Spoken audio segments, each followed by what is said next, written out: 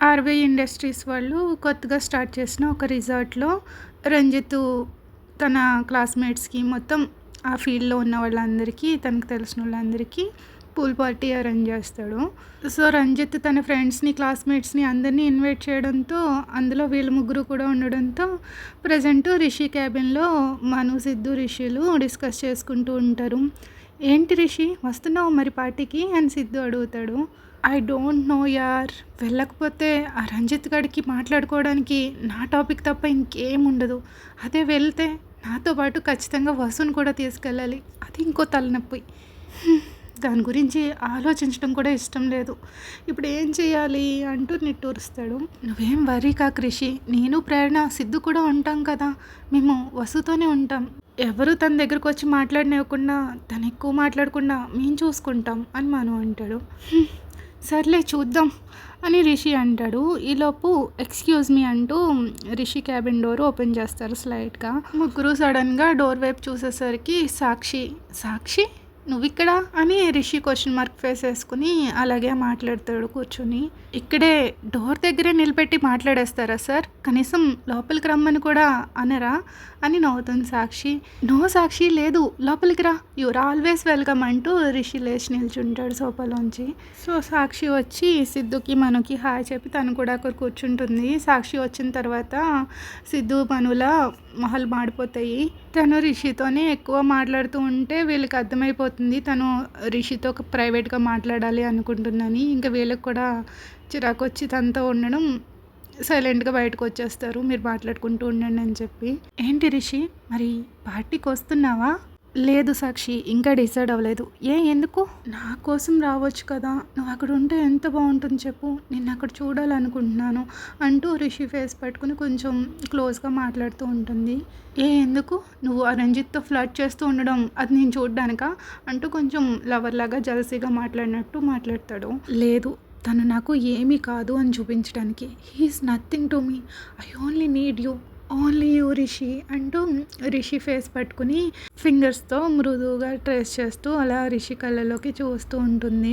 వాళ్ళిద్దరూ అలా ఒకరి కళ్ళలోకి ఒకళ్ళు డీప్గా చూసుకుంటూ ఉంటే వాళ్ళ మధ్యన కొంచెం హార్మోనల్ రష్ అయ్యి కొంచెం సెక్షువల్ టెన్షన్స్ అవి జరిగి సో రూమ్ అంతా, రిషి క్యాబిన్ అంతా ఒక్కసారిగా హీట్ ఎక్కిపోయినట్టు అనిపిస్తుంది. సాక్షి నెమ్మదిగా ముందుకు వస్తుంది రిషికి ఒక ప్యాషనెట్ ముద్దు పెడదాము అనేసి. కానీ ఈసారి చాలా డిఫరెంట్ అనిపిస్తుంది. రిషి కొంచెం స్ట్రేంజ్గా అనిపిస్తాడు. సాక్షి ఏం చేస్తుందో దాన్ని అస్సలు ఎంజాయ్ చేయట్లేదు రిషి. తను అలా ఫ్రీజ్ అయిపోయి ఉంటాడనమాట, ఒక లైఫ్లెస్ బాడీ లాగా. నాట్ ఈవెన్ వన్ స్ట్రాండ్ అనమాట. తన శరీరంలో ఒక్క వెంట్రుక కూడా చలించదు సాక్షి అలా దగ్గరకు వస్తుంటే. కానీ హార్ట్ బీట్ మాత్రం చాలా ఫాస్ట్గా కొట్టుకుంటుంది. అదేంటంటే టెన్షన్. సాక్షి ఫేస్ అలా దగ్గరకు వస్తూ ఉంటే జస్ట్ 1 ఇంచ్ గ్యాప్లో రిషి సాక్షిని దూరంగా నెట్టేసి సోఫాలోంచి లేచి నిల్చుంటాడు. సాక్షి షాక్ అవుతూ చూస్తూ ఏమైంది అంటుంది. "ఆ, సాక్షి నేను కొంచెం బిజీగా ఉన్నాను" అంటూ కొంచెం డమ్లాగా మాట్లాడతాడు. సాక్షి ఫేస్ వెంటనే మాడిపోతుంది. That was really embarrassing for me Rishi. Sakshi baby ఇది సీరియస్గా తీసుకోకు, నేను నిజంగా వేరేదేదో ఆలోచిస్తున్నాను, ఐఎమ్ రియల్లీ సారీ అంటూ తనకి అర్థమయ్యేలా చెప్పడానికి ట్రై చేస్తాడు. వేరేదా అంటే ఏం ఆలోచిస్తున్నావు? నీ వైఫ్ గురించి ఆలోచిస్తున్నానని మాత్రం చెప్పకు. సాక్షి నువ్వు అసలు ఏం మాట్లాడుతున్నావు? మధ్యలోకి వసు ఎందుకు వచ్చింది అని రిషి కొంచెం అన్యాయంగా అడుగుతాడు. అంతేలే, నేను నీకు పరాయిదాన్ని అయిపోయాను కదా, నువ్వు ఇప్పుడు చాలా మారిపోయావు రిషి. ఇంత తక్కువ టైంలోనే ఆ పిల్ల నిన్ను చేంజ్ చేసేసింది. నిన్ను నా నుండి దూరం చేయడంలో ఆ అమ్మాయికి నిజంగానే చాలా టాలెంట్ ఉంది అంటూ ఏడవడం స్టార్ట్ చేస్తుంది. సాక్షి ప్లీజ్, నువ్వు అనుకుంటున్నట్లుగా నాకు వసుకి మధ్య ఏమీ లేదు. వసు జస్ట్ నాతో ఉంటూ నా ఆఫీస్లో వర్క్ చేస్తుంది అంతే, అంతే తప్ప మా ఇద్దరి మధ్యన ఎలాంటి రిలేషన్షిప్ లేదు.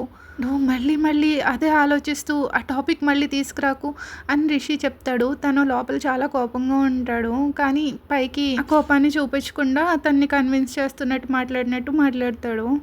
సో సాక్షి సైకాలజిస్ట్ కదా, రిషిని కొన్ని ఇయర్స్ నుంచి చూస్తుంది. వాళ్ళిద్దరూ దగ్గరగా ఉన్న రిలేషన్షిప్లో.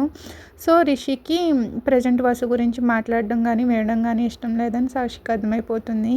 సరే సరే నాకు అర్థమైంది, నేను కొంచెం ఓవర్‌గా రియాక్ట్ అయినందుకు సారీ రిషి. నువ్వు సడన్‌గా నన్ను అవాయిడ్ చేసేసరికి నాకు చాలా ఎంబారసింగ్‌గా అనిపించింది. అందుకే అంటూ కళ్ళలో నుంచి నీళ్ళు తెచ్చేసుకుంటుంది. సాక్షి కన్నీళ్ళు చూసి రిషి కరిగిపోతాడు. తను ఫేస్ పట్టుకొని, సాక్షి నువ్వు కూడా నాతో ఇలా చేయకు. నేను ఇప్పటికే వేరే ప్రాబ్లమ్స్‌తో విసిగిపోయి ఉన్నాను. వాటన్నిటిని మర్చిపోయి ఓదార్పునిచ్చాను. నువ్వే ఇలా చేస్తే ఇప్పుడు నేనేం చేయాలి? నిన్ను అవాయిడ్ చేయలేదు. ఓకేనా? I'm sorry. I'm really sorry baby. ఇకపై నిన్నెప్పుడూ అలా బాధ పెట్టను. ప్రామిస్ అని చెప్పి సాక్షి ఫోర్‌హెడ్ మీద కిస్ పెట్టి కౌగిలించుకుంటాడు. సాక్షి కూడా రిషి హార్ట్ పైన తల పెట్టుకొని అలాగే పట్టుకొని రిషి అని పిలుస్తుంది. అంటాడు. నేను లాస్ట్ టైం నీ అపార్ట్మెంట్‌కి వచ్చినప్పుడు వసు గురించి ఏం చెప్పానో నీకు గుర్తుందా? అంటుంది. హా! నాకు గుర్తుంది అంటాడు. యాక్చువల్లీ నాకు ఈ విషయం గురించి ఎలాంటి కన్సర్న్ లేదు. కానీ నేనెప్పుడూ నీ గురించి ఆలోచిస్తాను తెలుసు కదా! అంటూ సాక్షి నార్మల్‌గా నిల్చొని రిషి వైపు చూస్తుంది. ఏంటి సాక్షి ఏమంటున్నావు? రిషి నేను వసుని రంజిత్‌తో చూశాను అని చెప్తుంది. వాట్? అని రిషి ఆశ్చర్యపోతాడు. ఒక్కసారైతే ఏదో యాక్సిడెంటల్‌గా మీట్ అయ్యారు అనుకోవచ్చు. కానీ ఒకటి కంటే ఎక్కువ సార్లు వాళ్ళిద్దరూ కలిసి ఉండడం నేను చూశాను. ఇంకోసారి రంజిత్‌తో పాటు ఇంకొక అబ్బాయి కూడా ఉన్నాడు. తన ఫేస్ చూడలేదు కానీ ఆ అబ్బాయి వసుతో చాలా క్లోజ్‌గా ఉన్నాడు. ఎంత దగ్గరగా ఉంచుకున్నాడంటే వాళ్ళని అలా చూస్తే వాళ్ళు కేవలం ఫ్రెండ్స్ అనే నాకు అనిపించలేదు. మేబీ ఆ అబ్బాయి రంజిత్‌కి కూడా పరిచయం ఉండుండొచ్చు. వాళ్ళ ముగ్గురు చాలా క్లోజ్‌గా ఉన్నారు. దీన్ని బట్టి చూస్తుంటే నీకేమీ డౌట్ రావట్లేదా?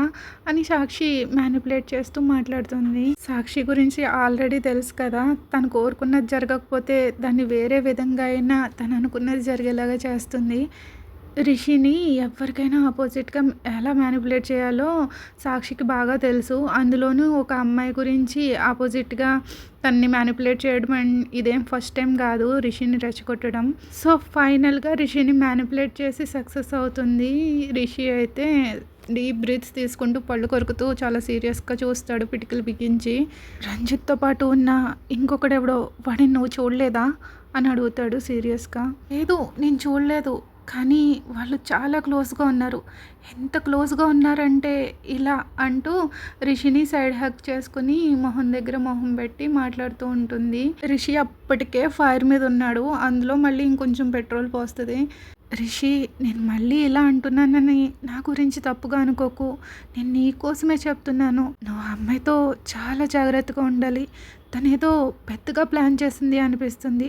అది నీకు ఆపోజిట్‌గా అయినా అయ్యుండొచ్చు. లేదంటే నీకు చెడు కూడా చేయొచ్చు. లేదంటే నీకు రంజిత్‌కి ఎలాంటి సంబంధం ఉందో తనకి తెలిసి కూడా తనతో అంత క్లోజ్‌గా మాట్లాడిందంటే దాని అర్థం ఏంటి?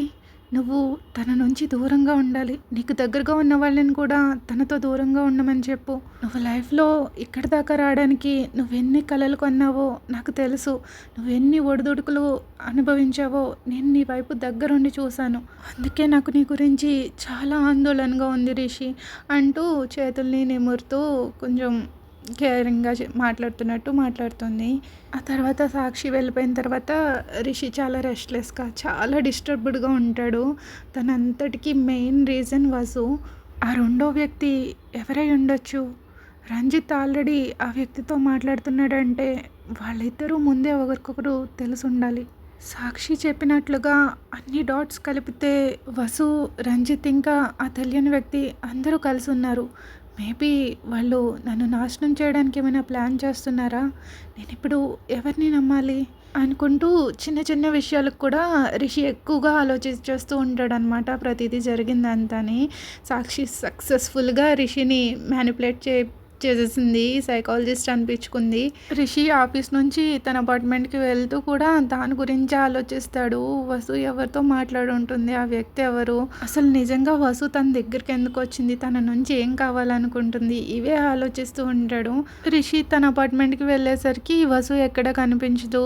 వంటగది సింక్‌లోనేమో వాటర్ ట్యాప్ ఆన్ చేసేసి ఉంటుంది. గ్యాస్ స్టవ్ కూడా ఆన్ చేసేసి ఉంటుంది. మిల్క్ పొంగిపోయి బయటకు వచ్చేస్తే కానీ గ్యాస్ మాత్రం ఆఫ్ అవ్వదు. తను వెళ్ళి ట్యాప్ ఆఫ్ చేసేసి గ్యాస్ కూడా టర్న్ ఆఫ్ చేసేస్తాడు. వసు అని పిలుస్తాడు. వసు దగ్గర నుంచి ఎలాంటి రెస్పాన్స్ ఉండదు. ఈసారి ఇంకొంచెం గట్టిగా వసు అని పిలుస్తాడు.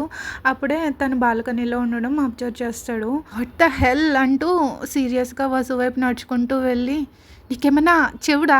ఎన్నిసార్లు పిలాలి? నీకేం వినపడట్లేదా? కొంచెం ఉంటే నా ఇల్లు మొత్తం తగలబెట్టేసేదానివి. నువ్వు అసలు దేనిపైన దృష్టి పెట్టవా? ఆఫీస్లోని అంతే, ఇంట్లోని అంతే. అసలు నువ్వు ఎలాంటి అమ్మాయివి? ఇంత కేర్లెస్ ఏంటి? నాకు ప్రతిరోజు రకరకాల హెడేక్స్ తీసుకొస్తూనే ఉన్నావు అంటూ ఇంకా మొత్తం సీరియస్గా అరుస్తూ ఉంటాడు. ఆఫీస్లో సాక్షి ఫీల్ చేసిందంతా ఇక్కడ వసు మీద ఆ కోపాన్ని కక్కుతాడు. నేను కాల్ చేస్తున్నాను అంటూ తన చేతిలో ఉన్న మొబైల్ని కొంచెం ముందుకు పెట్టి చూపిస్తుంది. ఎవరికి కాల్ చేస్తున్నావు అంటూ వసు చేతిలో ఉన్న ఫోన్ని లాక్కుని నేలకేసి కొడతాడు. అది నేలకేసి కొట్టగానే ముక్కలుగా విరిగిపోతుంది. అప్పటికే పాత ఫోను ఇంక మొత్తానికి పనికి రాకుండా పోతుంది అది. సార్ ఏం చేశారు నా ఫోన్ అంటూ దాని దగ్గర మోకాల మీద కూర్చుని ఆ పార్ట్స్ అన్నీ తీసుకుంటూ ఉంటుంది. నా దగ్గర ఇది మాత్రమే ఉంది, మీరు చాలా క్రూయల్ సార్ అంటూ కంప్లైంట్ చేసిన మాట్లాడుతూ ఫోన్ పార్ట్స్ అన్నీ తీసుకుంటూ చాలా ప్యాథటిక్గా ఉంటుంది. ఆ సిచ్యుయేషన్లో వసుని చూస్తే చాలా జాలిగా అనిపిస్తుంది. తన ఫేషియల్ ఎక్స్ప్రెషన్స్. నేను కాదు క్రూయల్, నీ లైఫే నీ పట్ల క్రూయల్గా ఉంది. నువ్వు మీ పేరెంట్స్కే కదా కాల్ చేస్తుంటా. నువ్వు ఎన్నిసార్లు కాల్ చేసినా వాళ్ళు ఒక్కసారైనా అటెండ్ చేశారా? వాళ్ళు నిన్ను వదిలేశారన్న విషయాన్ని నువ్వు ఎప్పుడు అర్థం చేసుకుంటావు? ఎప్పుడు కళ్ళు తెరుచుకుంటే నీకు? అయినా నీలాంటి అమ్మాయి ఏ తల్లిదండ్రులకి అవసరం ఉండదు. వాళ్ళు ఎప్పుడైనా నీ గురించి ప్రౌడ్గా ఫీల్ అయ్యేలాగా ఒక్కటైనా చేసావా? No, never. నువ్వు ఏదైనా నీ లైఫ్లో ఇంపార్టెంట్ స్టెప్ తీసుకున్నావంటే అది మ్యారేజే.